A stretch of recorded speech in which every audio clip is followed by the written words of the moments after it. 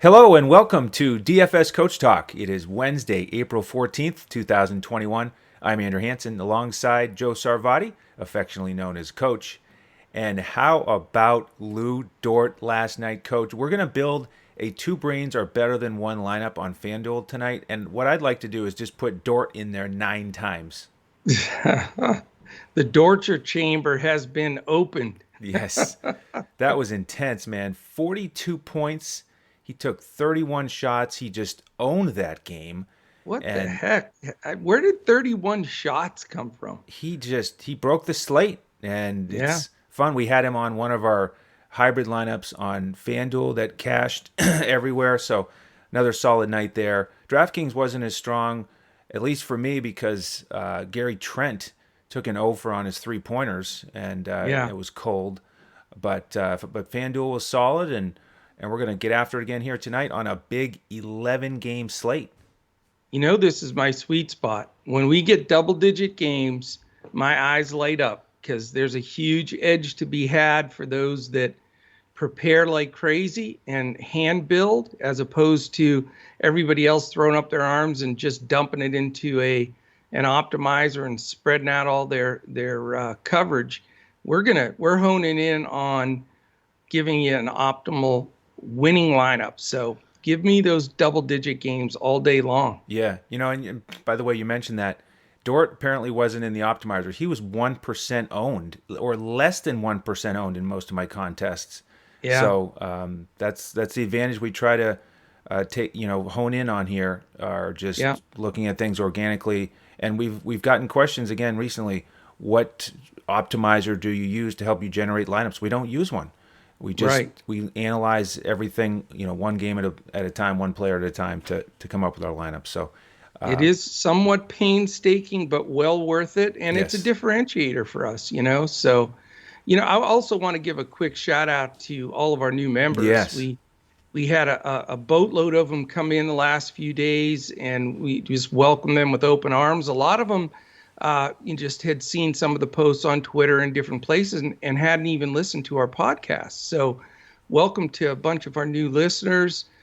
You'll see our format always stays the same here. As Andrew said, our goal is we're going to go game by game. We're going to, try to look at who are the fades, who are the best plays. And then we go through all of that to give everybody a good opportunity to build a solid skeleton lineup or pre-lineup, whatever you want to call it. And then as you follow us in Discord through the afternoon and our members are in there, all of that news, as we know, changes. And then that creates the final roster that we're able to go to the plate with. And I'll tell you, it's been really fantastic, and I'm real excited about the new folks being able to jump in and sort of look at a new system. It's they haven't attacked it with a process like this, most of them, where it's all about contest selection and bankroll management and then building by hand. It's like the rest of us, that when we started out in this, there were only a few entities where you could get any information, so you grab that info and then you just tried to go from there. But, we have a tried and true system in place that is 6 years plus in the making. So, welcome. And, we look forward to just putting out more and more winners. Last night was a winning night in baseball and basketball on both sides. So we want to keep that momentum going. It's, though, Andrew, I mean, even when I put up like a $500 winner, I feel like a lightweight with your 120K. yeah, I mean, but look at it this way. Every win is a win, right? Somebody said it absolutely, in chat, and celebrate all the victories. I think it was our absolutely. man, Crash Davis, that was pumped up about that. So Absolutely. I'm with them. Yeah, it's a marathon, not a sprint. Every day we're happy if we win, and that's what we try to do, whether they're big or small. So Right. tonight, Coach, with these 11 games, we have 9 of the 18 teams involved in a back-to-back. 2 totals over 230, Yeah. including the biggest as a late night hammer. Cannot wait to get to that game, Washington and Sacramento. But we go in order here of start time. Kick us off with Cleveland and Charlotte. Absolutely. And if anybody's thinking of ditching us here, we have a two brains lineup, Andrew, at the Yes. end of this podcast. I don't know if you mentioned it and I wasn't paying attention, but we will build a FanDuel GPP at the end of this podcast, and I'm going to get it going so it does end at some point Okay. before the games. Excellent. All right, we've got Cleveland at Charlotte. Cleveland on the first night of a back-to-back, Charlotte on the second. Charlotte is a 3.5-point favorite. The over-under is only 213.5 because you've got two teams struggling right now. Charlotte's certainly shorthanded. They do get Rozier back today more than likely, but not expecting this game to blow up. But there are a lot of differences here, Andrew, that we have to look at. Allen and Nance are back for Cleveland. That Right. changes their whole perspective. And then we don't know on Garland and Sexton yet. They're both questionable. So they could go back to their regular starting five out of nowhere where they had none of them last game. And so we got to keep an eye on that. Then on the Charlotte side, Rozier is probable. I expect him to play. And PJ Washington is out. So makes for, a game where it's news driven for sure. I think that, is there going to be a minutes restriction on Allen and Nance? That information has not come out yet. I do need that, as obviously we do if we're building this lineup, because Love is in play, and if Allen or Nance are not on a minutes restriction, they become in play, especially if Garland and Sexton are out, because there's going to be usage to be had there. If they are out, I'm fine going back to Delhi again. Dellavedova's, he threw some real bricks up there, but the bottom line is he's going to have the ball in his hands the majority of the time. And, at that cheap salary, he's really a good bargain. But if either one of the guys are back, Garland or Sexton, then Delhi's back to the pines, sir. So, we'll look at that. On the Charlotte side, Rozier's the guy that I like, and I think he comes back without restrictions. I know his price is a little high, and it's against Cleveland, but remember, Cleveland's backcourt is not good defensively. If they do play Okoro on Rozier, that may create a situation where I don't want to go with Rozier at that price. But I'm going to be looking at matchups throughout the day, and unfortunately, I can't narrow this down to who's in and who's out for me 100% until we get that news on both sides. But definitely not with 11 games on the slate, not a key game, but you do have the back-to-back scenarios for both teams. You do have all this player movement of guys in and guys out. So maybe a one-off. It's worth keeping an eye on because there could be a small diamond in the rough in this game. Yeah, I would think on the Cleveland side for me, it's Dellavedova Easy for you to say. Yeah, right. If either or both of those guards out and he's starting, then maybe. But there's actually some other cheap guards here that are probably more likely value opportunities. So probably won't go with anybody on the Cleveland side. Charlotte with Rozier likely back, that certainly takes away a lot of the potential value. But it could still be a one-off for a guy like Bridges. Jalen McDaniels is cheap on DraftKings. Yeah, he smashed it for me last night. He helped me get over the cash line on DraftKings. Yep. I like him. And yep. Biombo, he was really good in 28 minutes with the spot start. He got the double-double. So he's a potential value center. There are also 3 or 4 other value centers that I like. And then Brad Wanamaker had the opportunity that we wanted, 23 minutes, 11 shots, but he only made 1. So his streak of 7x return ended. But again, with Rozier likely back, he's going to take a hit as well. So this is a good chance of a fade here for me as well. And continue on to the other 7 o'clock game, much more high profile. Yeah. Brooklyn and Philly, both 37 and 17. This is the first ESPN game tonight. 229 total here. Philly favored by 7.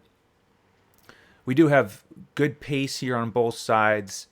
Bad Brooklyn defense. 2 really good offenses. The only thing we don't like for DFS is Philly's strong defense. They're still number 2. Right. in the league. And we do have big question marks with Brooklyn. Kyrie Irving questionable with the personal issues. LaMarcus Aldridge questionable. He sat out the last one. And then, of course, we've got KD easing back in terms of his minutes. He got bumped up to 27 minutes last game. Yeah. Did very well. He shot 11 of 15 from the field. He's unbelievable. Yeah, he really is. But tough defense here, and too many moving parts here for me to make a final decision. But I think the center spot's going to be important. Who's going to be out there to guard Embiid? Is LaMarcus Aldridge back? Do they go with DeAndre Jordan potentially, who they did dust off last game, 21 minutes, played pretty well, 13 and 7. I think there's a good chance he starts if Aldridge is out because they need that big body, and I think he'll have a better chance to slow Embiid down than Claxton, who I think is a little bit undersized to deal with Embiid. Right. For the value on Brooklyn, it could be somebody you would look at here. Bruce Brown potentially. Shamet played well last game. But I'm just not ready to make that call yet. So might just end up fading Brooklyn. On the Philly side, I'd like to get maybe one of these guys out there. Embiid is really expensive. Ben Simmons, who I haven't played much lately, is pretty cheap on FanDuel at 7,000. With the extra possessions here, he could potentially have one of his better games. Tobias Harris is also pretty cheap on FanDuel. But, for a pretty high total here, Coach, of 229, I'm just at this point not too excited about this game. Interesting. Yeah. I mean, I've got a couple takes here. I think KD's in play for me. I expect 32 minutes. That's what I have him marked down for right now. And with his efficiency and the fact that, and again, I'm interested in KD if Irving doesn't play. So let me qualify that.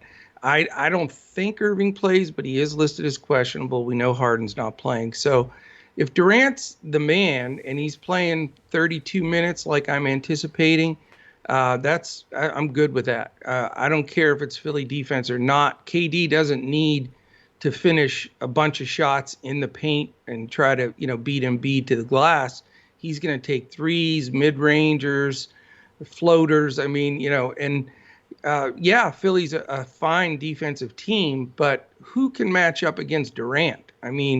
He's so much taller than a Green or a Thibault or whoever else they try to put on him.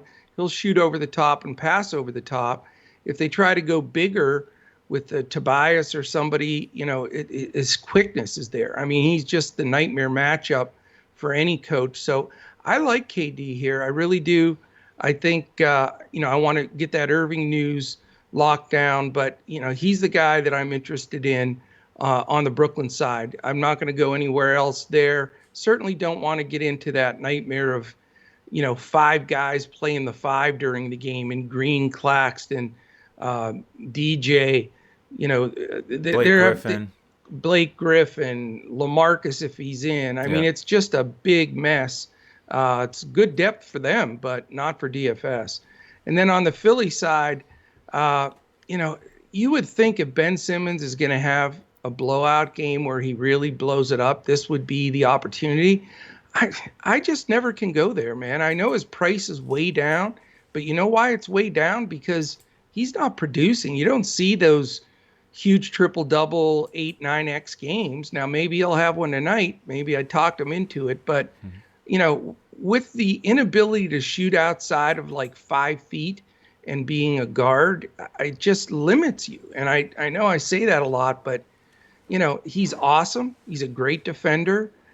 I'd love to have him on my team if I was coaching. But as an anchor on a DFS squad, I'm not comfortable going there. But this is a good matchup for him. There's 11 games. There's so many great options. There's some phenomenal pay-down value centers. So as much as I love Joel Embiid, and here's a stat for you, Andrew, and this, I don't know who keeps the stat, but it's a true stat. The two guys in the league that have the biggest jump in their performance based statistically uh, on national TV games are number one LeBron and number two Joel Embiid. So they know when the camera's on and they turn it up. So that is tempting, and it does make me interested. But Brooklyn knows that they have to squeeze down on him and force somebody else, to beat him. And I think with all those bodies I mentioned, the 6 bodies that play the 4-5, I think they're going to see a lot of doubling, a lot of fouls given, although he makes his foul shots. But, I just don't think it's the perfect scenario to pay up that much as I love Joel. So for me, I doubt I'm going much Philly here, even though Brooklyn's defense is not great.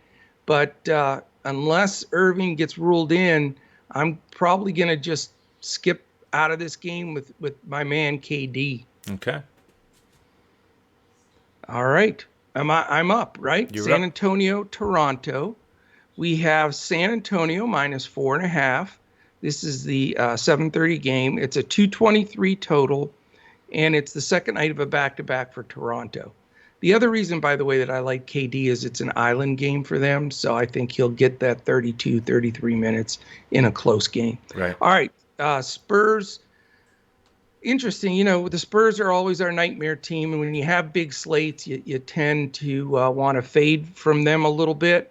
DeJounte Murray's been phenomenal, though. I think he's a future star in this league. I really do. And I'm interested in him a little bit here because Toronto, again, all these guys, out, Bembry, Lowry, Trent, Van Vliet, all out. And then their backups, Harrison, Watson, are still questionable. So you've got the group that's more than likely going to start is Flynn, Hood, Anunoby, Siakam, and Boucher.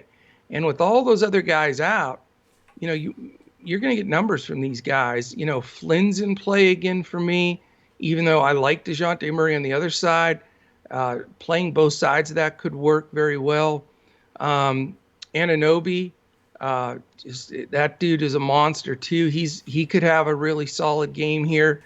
I don't like DeRozan because he's going to grab Anunoby defense for sure, and Anunoby's had some good success against him.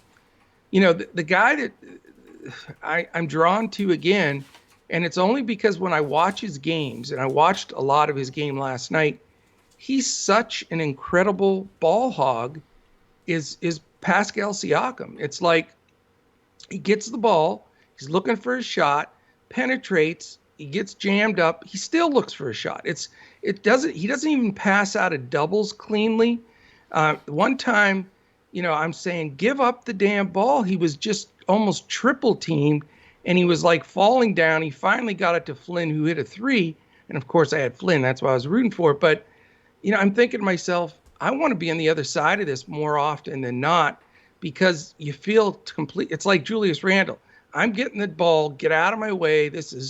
I'm scoring, I'm, leading this team. And when you don't have Van Vliet and Lowry on the floor, it's Siakam's world. I mean, Boucher is effective, but you have absolutely no idea where he's going to be with his brain. I can sort of see now why Nurse gets a little frustrated with him. Like, he's a little bit all over the place, like almost like a rookie, even though the guy's 28 years old. But Siakam, I know it's not popular against the Spurs here, but I like him here. I think he's a good play. I like this game. I can see myself, with possibly Murray if I can afford him. The Flynn, who's not cheap, but he's still mid-level, strong value, and he finished that game on fire. So he's going to be in consideration. But my favorite player out of this game is my buddy, Mr. Ballhog Siakam. So I hope he decides he's going to try to take another 25 to 30 shots in this one. So I want to take advantage of the shorthanded Toronto team and try to have a couple of those guys in here because they're going to get big minutes. Yeah, it is a good opportunity for them back to back. So that would be a concern for Siakam, the big minutes last night. But Yeah. great opportunity for Flynn and Hood. I agree. He steps up as a real value play here with Trent out. And by the way, the last 3 games, Siakam didn't lose minutes in his back-to-back at all. Okay. Kem Birch off the bench is There you go. another value play. He got 24 minutes.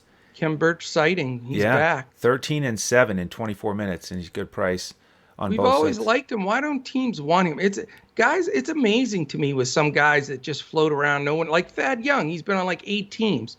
These guys are good. I don't know what they're looking at. Yeah. Sorry. And then Little Kem Birch, support. Yeah. So I think I agree with you. DeMar DeRozan, tough matchup likely with OG. So I'm more interested in the Toronto guys. And before we move on, I do want to clean something up, Coach. It is a back-to-back for Brooklyn. And I was hesitating because I was thinking that it was, but I forgot to write it down. And it was that afternoon makeup game. Remember with Minnesota yesterday? So that awkward game that they stuck in there. That's why I was hesitating a little bit more about Durant mentioning his 27 minutes. So I apologize that I didn't add that as the back-to-back. So that gives me a little pause there. So I'm going to have to relook at that. Okay. All right. Well, let's move to the 8 o'clock games. We've got 3 of them, starting with the Clippers in Detroit. Clippers 8.5-point favorites, 219.5 total. Back-to-back for the Clippers. Nice high-scoring win over Indiana yesterday. Paul George was huge for us. And the news here, awesome. We've got Kawhi questionable. He sat out the last one. We'll see. Maybe they sit Paul George here and they bring Kawhi back out. On the Detroit side, we have Dennis Smith Jr. and Magruder out. We've got Jeremy Grant back in. Now, these 2 teams played recently, high scoring, 131 to 124. We got the bad defense of Detroit. That's really the key here, and the awesome offense of the Clippers, seemingly no matter who they put out there. I don't think I want to pay up for Kawhi or Paul George. I think if one of them sits, I would look at a value play like Luke Kennard. How about Kennard back in Detroit against his old team? Really cheap price. Nice little narrative there. They gave up on him. And he was hot when they traded him, too. Yeah. He was playing well. Right. So Kennard is probably my favorite value play here. Man could get in the mix as well. But is that if either George or Leonard sit? Correct. Okay. One of them just has to sit. Just wanted to make sure. Yep. Yeah. With Detroit, Grant is at a good price. You know, he could step up and do it. He's been inconsistent. But probably most interested in the value play of Corey Joseph here, who has had his price bump back up a little bit, but 18, 5, and 13 last game, 32 minutes. He seems to have emerged a little bit as a guy that they're really focusing on and allowing to play bigger minutes after that mess with the guard rotation. So he's the guy that I'm most likely to play. So looking at really only a value play on either side here. Yeah, I'm not crazy about this game either. I got to give a shout out like I do on every single show. Now, I think I need to be his agent, and it's Marcus Morris. I say it every day and then repeat it the next day. I mean, he stays low priced and he makes value every day. It's unbelievable. I mean, he's in play for me if one of George or Leonard sit, because he's the first guy to step up and take that usage. I mean, it's in black and white on the stats. It doesn't matter which one of them. A little bit better when Kawhi sits, but even if George sits, he jumps up. So Morris is in play depending on that news. I like the Kennard narrative as well. But again, one of those guys needs to sit for him to be in. Corey Joseph, I can see him getting 30 minutes at the point now that Smith's completely rolled out.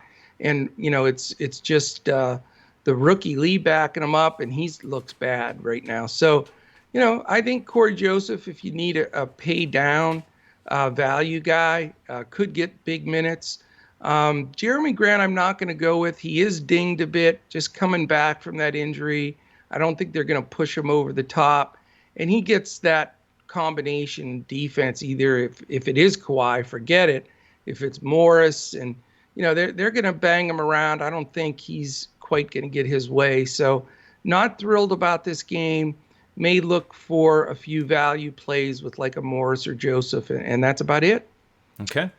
All right, we go on to the next game at 8. It's Orlando and Chicago, and we have Chicago minus 9.5. It's a 217.5 over under, so pretty low. A couple questionable guys that are majorly in the Orlando rotation, and that's Okiki and Bamba, which is important to know if those guys are going to play or not. So we have to stay in tune with that. Temple's probable to come back, which gets that crowded backcourt even more crowded, and Otto Porter remains out.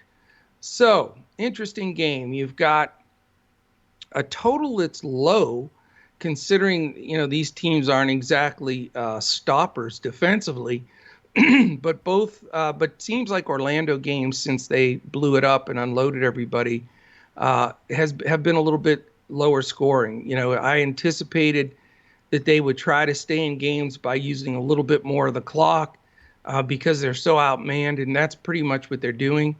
This is just a scrappy game on the Orlando side. I mean, I don't think with an 11-game slate and all the values that's out there that you really have to roll the dice, use your center spot on a Carter or even an Ennis or Bacon or Williams. I mean, they've got Cole Anthony back. They've got a lot of spares, and they're really not trying to win games. So I'm not interested in Orlando, even though Chicago's defense is just average. The Chicago side, Levine is expensive. Don't want to pay that far up, with a game that could slow down a little bit. Satoransky with Temple back and Kobe getting a good run. Not sure there. I mean, Patrick Williams is steady Eddie. I mean, he's going to get his 28 minutes and not blow up anything, but not, be zero. But again, I don't think you have to go to those kind of guys today. I do like Thad Young a little bit, but his price has continued to drift up day over day. And Vuk could be phenomenal here. But the question is, are they going to need a full run from him? It isn't a back-to-back for them. So I have some interest there in Vuk, but I just don't know if I could swallow paying up that high when, again, as I said, we have some of these super cheap centers, pay down centers. They're going to get big minutes. Now, on DraftKings and Yahoo, where you can play two centers, I may look to buy up with Vuk here. It is pretty amazing. It's against Orlando. He played a long time there. He was an all-star there. This is their first time playing against his old team. So, I don't know how you don't want to dial him up. I certainly do. But I got to find a way to get to that price. So Vuk and the narrative will make a lot of my lineups, but I'm not going to completely commit it to my FanDuel lineup with just one center. But, he's going to want to flex here and make it known that, he was the center in Orlando and, the best they've had since probably Howard and Shaq. So that's it, man. What do you think? Yeah, I like the narrative as well. He's more in play for me than usual in a game like this. Yeah, you usually don't play Vuk much. Yeah. Well, yeah, it just sort of depends. I love his game. It just depends on what the other options are. But I do have some interest in Wendell Carter Jr. on the other side because of that narrative. He's going to be back in Chicago, and he played 30 minutes in the last game. We've got Mo Bamba questionable. Yeah. So, there's a way that you don't have to pay all the way up to get involved there. And I like him potentially. And then makes sense. With Gary Harris back in the lineup, I'm going to stay away from all the wings on Orlando. And then Tice is still a value play for me. 27 minutes again, 18, 4, and 2. He just keeps hitting value off the bench for Chicago. So he's been terrific. I just don't think Wendell Carter's that good. That's the thing. Right. I know he's going to want to show out in Chicago, but and he's not like dirt cheap either. Yeah, 6,000 on both sites. So he's not. Yeah, he's not if my favorite play. 5,000 maybe. Right. But yeah. Yeah. Okay. New York and New Orleans. The last 8 o'clock game. 219 total. Pelicans favored by 2.5 at home. And the news here, we have James Johnson questionable, Lonzo doubtful. Right. Now, we start with New York here because they've got the great matchup. New Orleans 28th defensively. Randle's in play for me. And then all the other guys are actually, they've come down in price on both sites. So it has been pretty mixed up with the minutes with the wing players for New York, but I could potentially snag one of them here. Elf Payton was great for me in that big lineup on Monday. He helped you bring home that pivot's what won you the big dog, right? Yeah, the $50,000 lineup had Mr. Payton, so I'm appreciative of his performance for sure. And he's really cheap on both sites. Bullock is cheap, and we know that perimeter players really do well against New Orleans because they can't defend the three-point line. And then your man Burks is 4,400 on both sites. He only got 16 minutes last game, but I couldn't believe he only got 16 minutes that last game. I'm sour on him right now. Yep. So it's hard to know with the minutes, but one of those guys I think will pay off value. So it could be a GPP option there. And then on the New Orleans side, don't like their matchup, of course, with New York being third defensively. So although we might have some value with a guy like Owundu starting potentially, Najee Marshall getting minutes, Kyra Lewis Jr. getting minutes, I'm probably more focused on getting one of the Knicks in my lineup, and I may end up fading New Orleans because of the matchup. Yeah, I mean, I don't blame you. I mean, it is going to be fun, Julius Randle against Zion Williamson. You talk about two meaty fellas going at it. You know, that's going to be terrific to see. I'm not a huge proponent of playing this game because of the fact that the Knicks are really going to try to control tempo here. They don't want to let the Pels get out and run, and that's where they do a lot of their damage. So, I do like Julius Randle. His price is very prohibitive, though, so it concerns me a little bit on that side. But, if I can fit him, I certainly would love to put him in there. The Pels, it's just such a pace down and such a defensive matchup for them that I'm not, crazy about spending up, especially for Ingram or Williamson. Your man, Kyra Lewis Jr., I think he's a dangerous play here because he's sort of the de facto point guard at this point with all their other guys hurt, isn't he? Yeah, it's just that we don't know, are they going to follow that pattern last game where they started Bledsoe and Owundu and they brought Kyra Lewis Jr. off the bench? That's what I'm concerned about in terms of locking him in as a core value play. If he started, I'd be pumped about him, but I think there's a good chance they bring him off the bench again.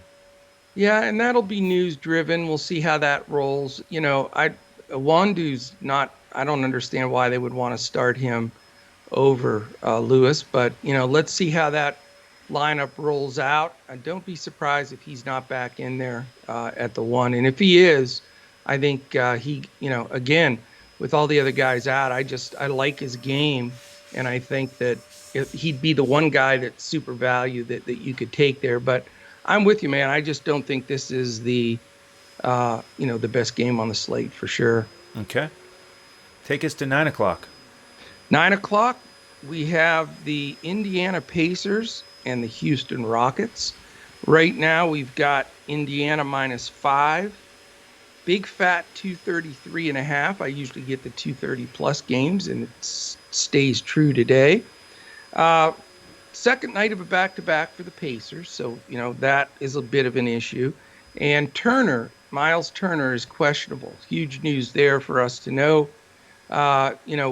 We bought up with Turner out last game with Sabonis, and he was just okay, just barely got there. So not sure at that pricing if he's the spot to go. Certainly not going to if Turner's back, just because it does affect Sabonis's rebound numbers. A little bit of usage, but not much.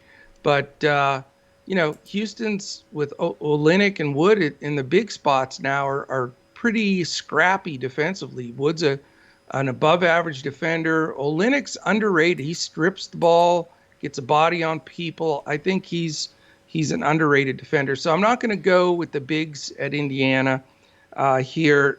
For Houston, they lost some of their depth at guard with Augustine and Brown both out this game. So it does make you more interested in, Wall and Porter.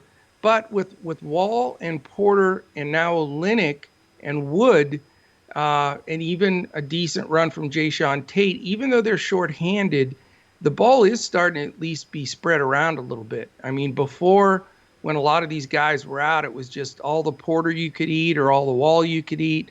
But, there is some diversity now with running this offense, and it is improving a little bit. But, you do have a situation with a high spread, which does want to make you get some, some guys here that can make a difference. Here's what I'm looking at right now, though. I think, without question, that Karis LeVert is going to get Jayshawn Tate defense, and that I'm going to try to avoid. As hot and awesome as LeVert has been, I prefer more Brogdon here. I mean, I haven't played him lately, but his price went down. He's becoming more efficient. He's starting to, come out of that little slump he was in with all his little floaters and everything. And John Wall's a bad defender. So Brogdon becomes the guy that I'm most interested in on the Indiana side. And, I do have interest in these Houston guys. I think that, Kevin Porter is a decent play. I like him better than John Wall in this game because of the price. And I think Christian Wood is not a bad pay-up option at center, just with how well he plays. I mean, he had a bad game, either the last game or the one before, where he just things weren't going his way. He picked up a couple chippy fouls, but he still, gets numbers because he hits the three at a high percentage for a big man, and gets a lot of those ancillary stats. He's going to get you stocks, and I really like him. I think his price is fair, and I definitely want exposure in this game. So a couple of Rockets, maybe one Pacer. This could be, possibly one of my key games, unless we get some news and I'm down to just a couple in this game. But I do like this game, and I think it's important to have exposure here. Yeah, what an interesting situation here for Houston. This could be rough for the franchise to watch this game play out with LeVert coming to town. The most stupid thing I've ever seen in my life that they didn't keep LeVert. Yeah, in a groove, and Oladipo obviously long gone. So tough spot here, but I agree. I have more interest in Porter here. I like that he got 22, 5, and 14 with Wall playing against Houston, and I like his price a lot better. So Porter's on my radar. Wood, I love that he's in the 7K range. Center, as you mentioned, on DraftKings, still a power forward on this slate on FanDuel, so that helps. And then with those guards out, the guy who came onto the scene is Armani Brooks. 14 minutes, 4 or 5 3-pointers, bare minimum on both sites. So he's a guy to keep an eye on, especially if you're playing a smaller slate or a single game. And then with Indiana, I agree. I don't want to pay up for Sabonis here. Not looking to pay up for LeVert probably either. And it is a back-to-back, so I may just end up with a guy from Houston or two and then continue on. Beautiful. Next, we have Golden State in Oklahoma City. Front end for Golden State, back end for Oklahoma City, of course, as Dort cemented his road to Springfield and the Hall of Fame last night. I sent a tweet out joking about that yesterday, but that was terrific. Highest score on the slate in the 5K range. I couldn't believe what I was watching there for a while. And it was like, is this happening? Beautiful thing is I was watching at the end, and he checked out with about 2.5 minutes to go, or maybe 3.5, and I thought he was done, but he came back for a little bit more, and he just kept jacking. So it was tremendous. He was firing away. Now it is a back-to-back, big minutes. They were in Utah, so a tough back-to-back for them. It is. He's playable. He's definitely my favorite OKC guy. He's still in the 5K range, so not expecting 60 fantasy points, but he does get a good pace here. Golden State, second in the league, of course. On the Golden State side, how about Steph dropping 53 points on Denver? Unbelievable. Wow. Talk about a Hall of Famer. We know he is a first ballot Hall of Famer. Oh, the best shooter ever. Yeah. I'll tell you who stinks, though. I hate to be negative here about anybody, but I watched Kevon Looney because for some insane reason I decided to put him in one of my lineups. Mm-hmm. He stinks. Well, he didn't score, so you don't like that. He was 0 for 4, I think, but he got 11 rebounds. And he just looks boxy out there, just like he shouldn't be out there. Well, he's more of a, he's a strong defender, strong rebounder. He's not a fluid offensive guy who's going to wow you with a reverse layup in traffic. He's on my poop team, Andrew. Yeah. I'm sorry. Well, he was the key to a lot of our good lineups on Monday, so I'm fine with him. You still like him? Remember, okay. He was the pivot from Boban. That was the other pivot in that lineup. I know. So he is one of the value centers you could look at, but tough matchup against Moses Brown and that length. So he's not my favorite. We've got Bays more likely in the starting lineup again with Oubre doubtful. So for me, it's Bazemore or Dort potentially as a mid-tier option, and then otherwise probably pass this game. Do you think this game blows out? It's with that double-digit spread with Oklahoma City just sort of probably. I mean, back to back. Tough situation for OKC here. So good chance. Yeah, and that's my biggest concern. I think there's some decent plays here, but are we going to get full run? I like Bazemore as well, that being in that starting unit, but he's not a kind of guy that gets sweep up minutes at the end because he's a vet. So that scares me a little. But at his price in the starting lineup against this team, I think he's a reasonable play. Not particularly excited about paying up for Curry just because of the blowout potential, even though he is hot. The over-under number is not bad, though. It's fair. Draymond is always a possibility. His price keeps fluctuating a little bit. There is going to be some usage available with Oubre out. He hasn't missed a lot of games, and Pascal's out as well. So, Draymond is tempting. I think that Toscano Anderson for a GPP is tempting. And Bazemore's probably the target here for the value play on the Golden State side. But I think you're going to see a lot of their bench, a lot of Poole and guys like that. And you really can't dig that deep, in my opinion, with 22 teams playing tonight. On the Thunder side, do you dial up Dort again? I mean, you're not going to probably go there, right? Yeah, I mean, I've been playing with the lineups here, and he ended up in there on one of the two builds I've come up with. Okay. So for me, he's playable. He's not a lock, but I mean, hard to argue against him. He's feeling really good right now, that's for sure. I mean, I know it. And is he going to get that full run? I mean, he's a young dude. You would think that as they're trying to develop chemistry and get things going there, that he may. Does it look like points chasing? Of course, but I don't think it's really relevant in this situation because they just don't have a spark. He's red hot.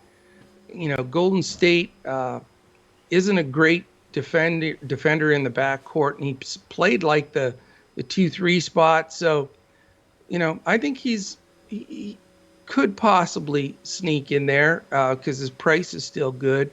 After that, though, there's a lot of sharing of time going on here. Pokusevski is questionable, so we need to see if he's going to play because he gets a big run when he is in there.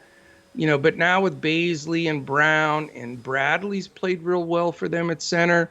So they've got a lot of options.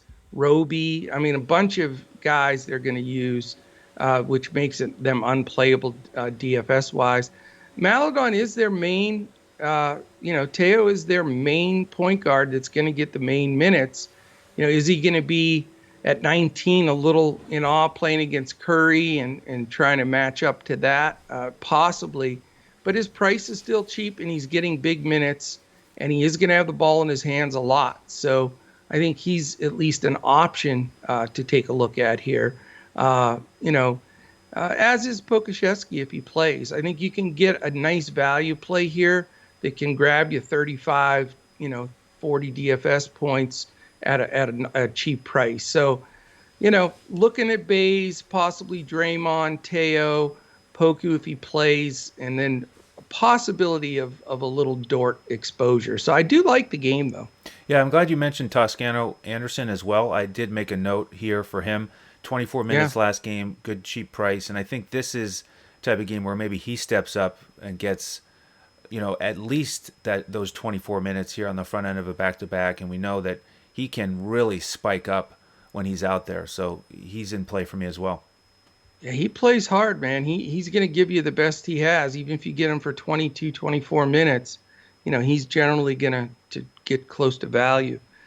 All right, we go to the last 9:30 game. It is the Dallas Mavericks. I know a little bit about them, and they're playing the Grizz. And Dallas is a 2-point road favorite, a 226 over/under. The only main guy listed out right now is DeAnthony Melton for Memphis.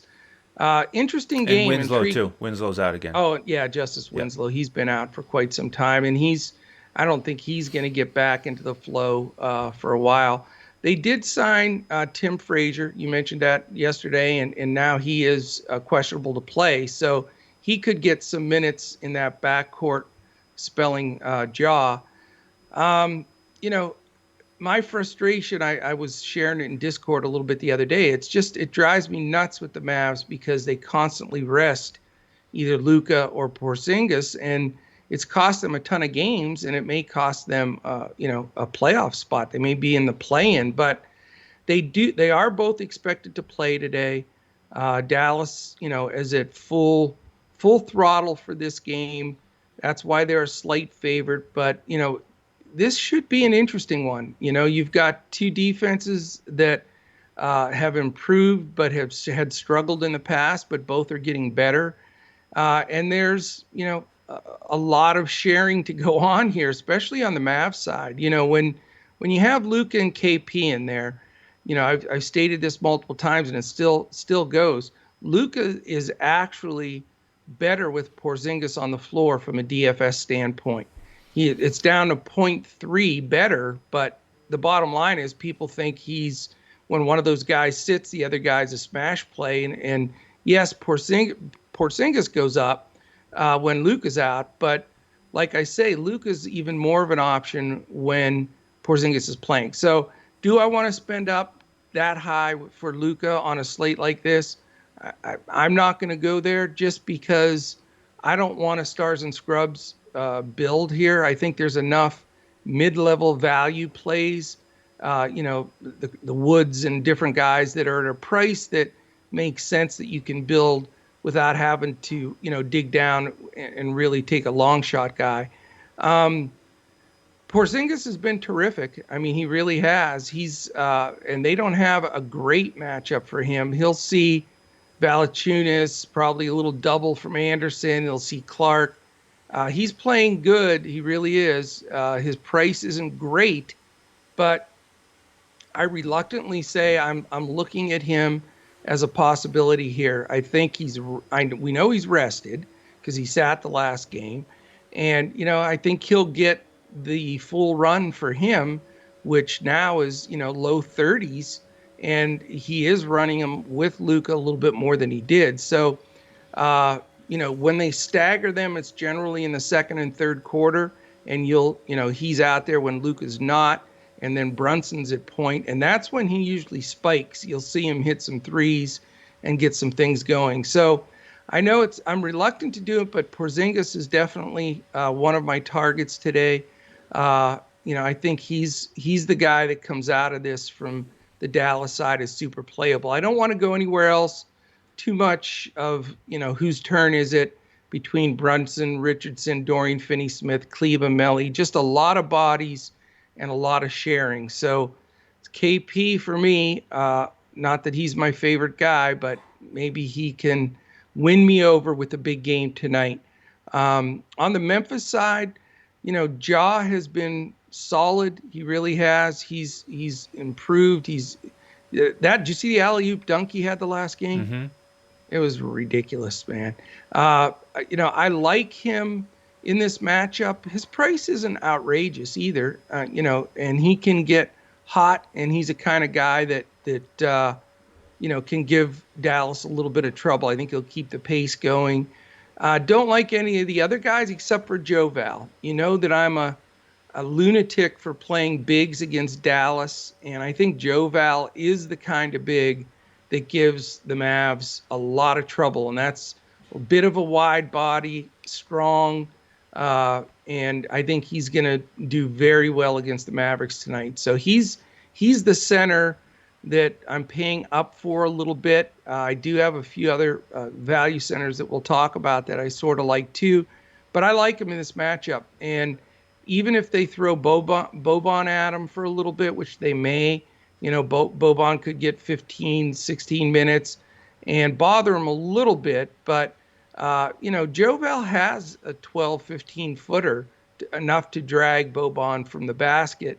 And, he's not as slow as you'd think. He's got a quick first step, can finish well at the rim, both hands. So, I know Joe Val's gotten in some foul trouble for me in the past, and I've cursed him. But I'm hoping he keeps the reaching to a minimum. And, I think he can do some damage here. So this could be important for me if I have the two big dudes in KP and Joe Val going head to head. I like Joe Val here as a possible play. He is volatile, coming off a really good game, and we played him when they played Dallas earlier, which turned into a dud game, 102-92. It was a bad game. Luka, very low volume. Ja was decent, and Joe Val was 5 of 18 from the field, and so it just didn't click. He just was off a little bit, but he's the guy that I'd be most likely to pay up here. If he gets 20 shots, man, we're good. Yep. And then I wouldn't mind Brunson on the other side. He's the kind of value play who's been really steady that I wouldn't mind playing. But I probably won't play any of the Dallas guys. It'll be Joe Val or pass for me. And we go to the 10 o'clock games. Two of those here before we build our two brains lineup. Starting with Miami and Denver. 213 total. Nuggets favored by 4.5. Tough back-to-back for Denver. For Miami, losing by 20 in Phoenix. Now they have to travel to Denver. Jimmy twisted his ankle. He came back into the game, but wasn't 100%. I don't like anybody on Miami really in this scenario with such a slow pace here, 27th and 29th. Ariza would probably be the only guy I would play because he's really cheap on both sites still. On the Denver side, unfortunately, Murray is out for the season with that ACL, so our condolences to Joe Stanton and his Nuggets. Oh, that's such a tough loss for them, man. Yep. So we'll have Campazzo now likely starting. He's playable for me. He's my favorite guy in this game. Decent price. Or you could go with the value guy of a Morris or a PJ Dozier. But for me, it's probably Campazzo or pass this game. Well, fuck you, Andrew. Fuck you, Campazzo. Right. He's going to be the plug and play today. Isn't he going to be chalky everywhere? I think he is, but just because of his price and 33, 34 minutes that he's going to get, I would assume. Yeah, I mean, the problem is you got other value guards like Flynn, and then you've got the pay-up guards in the next game, Fox and Westbrook. So yeah, I never heard of those guys, though. Yeah. I mean, I know Morris is there, and he'll scoop a few minutes from Campazzo, but he just seems like solid play. It's not a great matchup either because Miami's slow and defensive. This game the guys are too expensive for a pace that, it would take a triple overtime game, I think, for these guys to get to where they need. I mean, the Joker, Bam, Jimmy with the bum ankle. I mean, I don't see it anywhere in this game that it really makes it worth it. And, you're really going to have to grind to get somebody to their number. Now, Campazzo, until they completely adjust his price, if he is going to get low to mid 30s minutes, which is possible, I think he's the guy that you have to look at just from a value standpoint and from a usage. I mean, he's the kind of guy in a scenario like this I could see dropping a dozen assists, and then chipping in different spots, with the rest of his game. So, yeah, not a game I'm going to focus on. It makes the after hours 2-game slate very interesting because I'm going to try to roster 10 guys from Washington and Sacramento, even though you're only allowed to roster 8. Exactly. And I want nobody from Miami, Denver. They also make you put more than 2 teams in. So I'm going to have to, somebody's going to be the sacrificial lamb and make the Miami-Denver game for one guy, and it's probably Campazzo. And I won't swear anymore by saying his first name because I can't say it without sounding rude. Right on. All right, night hammer. Washington, Sacramento, it only took however long and all these games to get to this one. I mean, you got every scenario here, check all the boxes. They're all checked because you got a 2-point spread, close spread. Washington's favored on the road, 236.5 and going up. Sacramento's on the first night of a back-to-back. Washington is not on a back-to-back. And you got all the bullets here. You got Westbrook, you got Beal, you got Fox. I mean, all 3 of those guys are going to be firing and playing. And then you got a lot of good guys, alongside of them. Right now, Hield is questionable and Holmes is doubtful. So we need the Hield news because that's important. There's a lot of shots and usage available if he's out. Holmes being out makes it even more delightful, in my opinion. I know Whiteside will get big minutes. He's the pay down center that everybody and their brother and sister and mother are going to roster because, high pace game. He's the starting center. He's cheap. And I agree. I mean, I'm with everybody else. This is one of those scenarios, we talked about in our meeting the last Saturday. Sometimes you just have to eat the chalk and just be done with it. I mean, he's going to be cheap, but I would think he's going to get low 30s minutes for him, even at 26 to 28 with his blocks and rebounds in a high-paced, high-tempo game. I think he's a fine play. I like Fox, too. I don't care what anybody says. That dude is the most improved player in the league to me. I like Fox, Whiteside on that side. You can also, if you want to, really catch the fury here, and I'll have them in my after hours, you can look at a Harkless, you can look at a Barnes, and then, again, we need to see what that Hield news is to determine if we can go even a step deeper there. On the Washington side, it's almost impossible to afford both Westbrook and Beal. I tried the Westbrook Beal Fox lineup before, and it did not work. You're sort of playing against yourself a little bit because, yes, Westbrook and Beal can both smash, but not like hugely smash unless one of them does and one of them doesn't. You know what I'm saying? So, I think you got to, in my opinion, you got to make your decision there. Which guy do you favor? And, you got to look at the pricing. I think they're equally as good a play. Beal looked fine after coming back the last game. So Westbrook or Beal will make my lineup. I just haven't determined which one. A lot of it's going to be positionality as well. You can always go to my man Hashimura. He and Marcus Morris have probably been my 2 most rostered guys. His price has drifted up, but he plays monster minutes, and he's very efficient rebounding. He'll get a couple steals, and then certainly he can score it. So great game. Love it. Could have 3-4 pieces. This will be my highest owned game on the slate, as it will be for most people. But I think you have to. I mean, it stands out amongst the rest as the game that makes the most sense, to have decent exposure. Yeah, I like this one a lot. Going to have a lot of exposure to it on every slate. I think you can play Westbrook and Beal together and make it a game stack with Fox. If you look at what Washington did against Utah, I know, of all teams, Westbrook was 25, 14, and 14, and Beal was 34, 3, and 5. And so that was really encouraging for Beal to get 37 minutes and get back in the groove. So I like both of those guys. Bertans could be playable for a game stack. And then with Sacramento, in addition to Fox, I do like Mo Harkless here. I got 34 minutes with Healed out. Whiteside, I do also like, and I hope that he starts. The nice thing here is if you roster him, you can always pivot if they decide to start Damian Jones for some reason, who got 19 minutes last game, and Whiteside only got 3. If they go with a Jones type who's more like Holmes in the way that he plays, then you can always pivot to him because he's cheaper. Going to have a lot of exposure here too, and we'll have an eye on Halliburton as well if Hield is out and he starts again. So let's transition right into our Two Brains lineup, Coach. All right. Well, before we do that, we can't just let him have this Two Brains lineup for free. I mean, picking our brains, it's like, two monkeys at the zoo.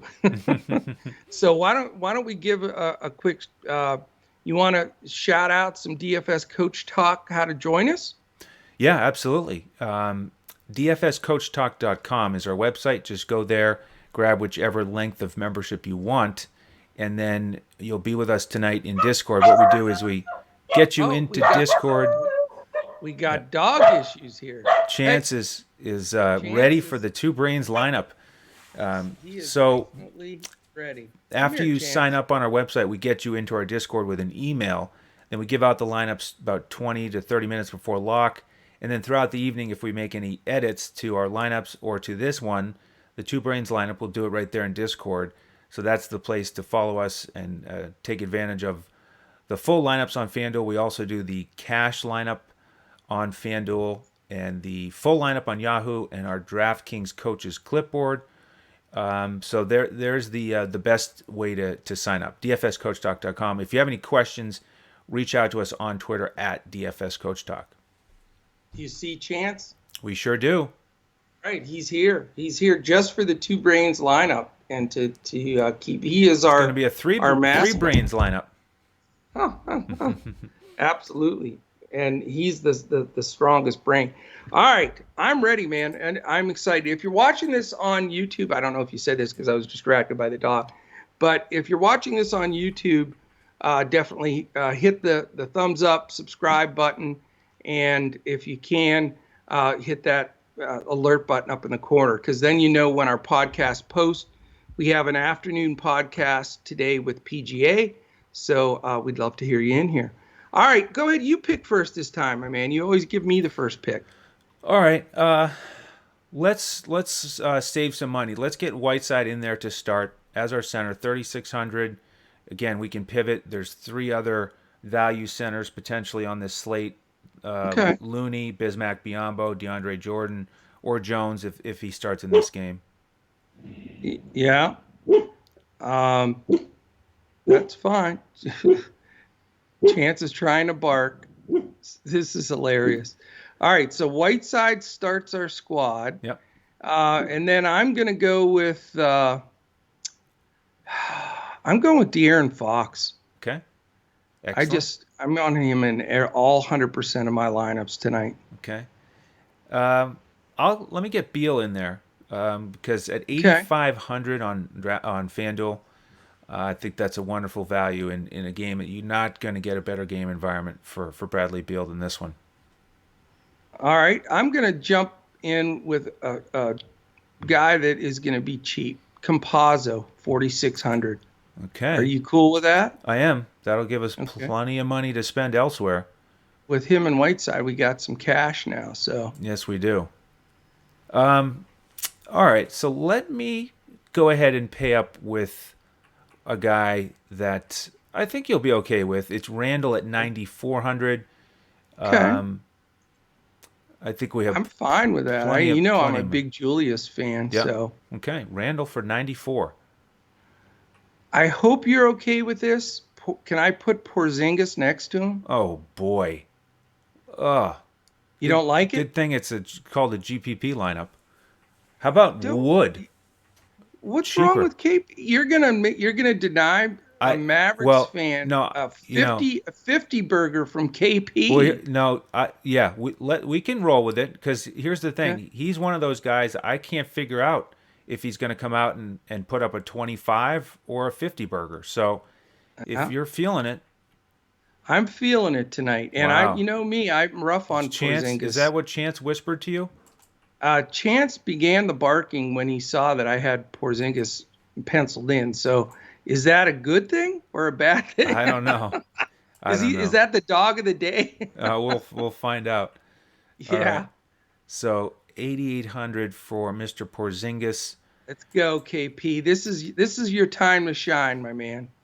Let me go with another value play here, and then we'll see what happens at small forward. Let's get Luke Kennard in there, 3,800, going up against his former team. Remember, though, if Kawhi and Paul George are both playing, then we will take him out of the lineup. Yes, so it's important. Follow us on Twitter at DFS Coach Talk. Our man Joe will be posting updates there. And then if you're in Discord, then it's a piece of cake for you. All right, this is going to shock you, this pick. But it's going to do wonders for us, and I just have a good feeling about it. $4,000 Maurice Harkless. Okay. I'm game for that. I just think it opens up the option. Oh, man. So that leaves 7,700 at small forward, and we've got Michael Porter, Kyle Anderson. I don't really like either of those options. No. So we can maneuver up or down here. Let's go down to Kevin Porter. Nice. Yeah. Yeah, he's 6,800. I'd rather pay 65 for Kevin Porter, I think.